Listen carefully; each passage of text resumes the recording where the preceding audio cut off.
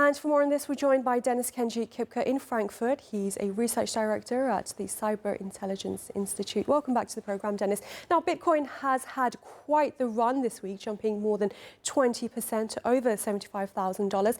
Is this rally being driven entirely by optimism over Trump's proposed regulations, or are we seeing underlying institutional demand finally catch up with supply?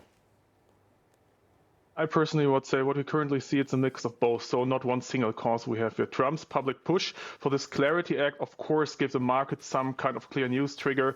And of course, that kind of headline can move prices fast. And at the same time, real money has also been coming in. So US Bitcoin funds took in about $570 million in just a single day. And this week, and the strongest day in over 3 months, led by BlackRock's fund. And falling long-term interest rate also helps. And when these rates drops, investors are also willing to put more money into riskier assets like Bitcoin. But I would say that the caution is still there. So these fund inflows have been choppy in recent weeks, with some days of buying, some days of selling. And that also means we don't yet have clear proof of one steady wave of institutional buying, what we need. And it looks more like policy news, lower rates, and returning investors all lining up at once at the moment.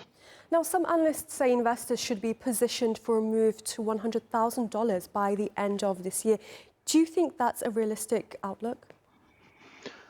I would say it's possible, but it's not a safe assumption. So Bitcoin would need to rise more than 30% from current levels to get there. And forecasts are all over the map right now. So there are some banks out there that still see $100,000 to $150,000 as achievable by year end if institutional buying keeps building.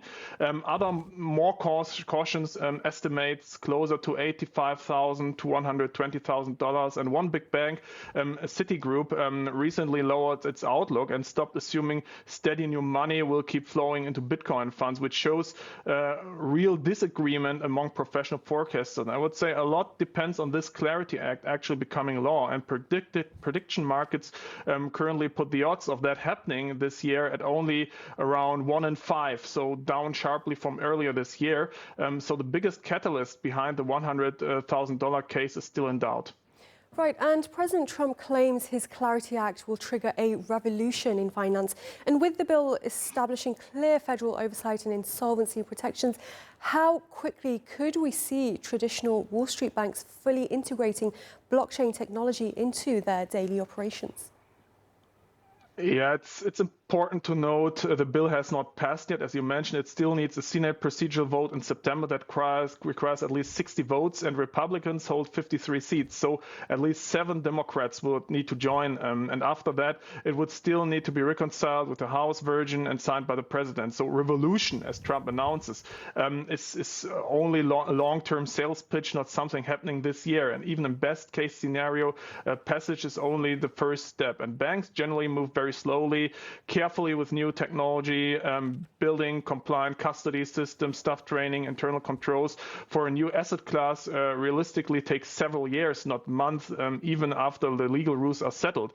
What's more likely, I would say, in the near term, bigger banks expand existing crypto trading desks and custody services step by step, rather than some kind of overnight shift to blockchain-based daily operations. Dennis-Kenji Kipker from the Cyberintelligence Institute, thank you very much for speaking to us. Thank you.